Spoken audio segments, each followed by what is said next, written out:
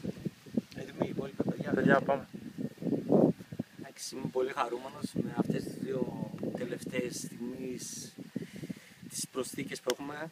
Εδώ το μεγαλύτερο μουσικό μπαμ που έχει γίνει ποτέ σε ομάδα, DJ Baloo, και από αριστερά μου το μεγάλο PR και βάλε το παιδί της νύχτας, μοντέλο Γιώργο Ανδρονικίδη. Τους πάλευα από την αρχή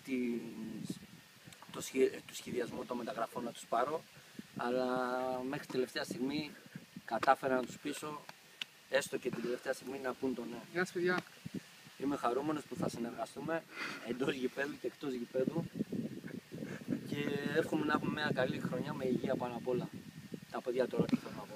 Εγώ με τη σειρά μου θέλω να ευχαριστήσω πρώτα απ' όλα τον κύριο Τριανταφύλλου που από την αρχή πίστεψε σε μένα, έκανε τα πάντα και τελικά μπορέσαμε και βρήκαμε τη χρυσή τομή και θα συνεργαστούμε.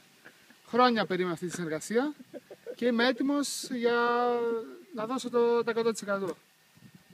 Ευχαριστώ. Εγώ να ευχαριστήσω τον προπονητή, τον coach, τη διοίκηση και το προπονητικό team. Είμαι πολύ χαρούμενος που ήρθα σε αυτή την ομάδα.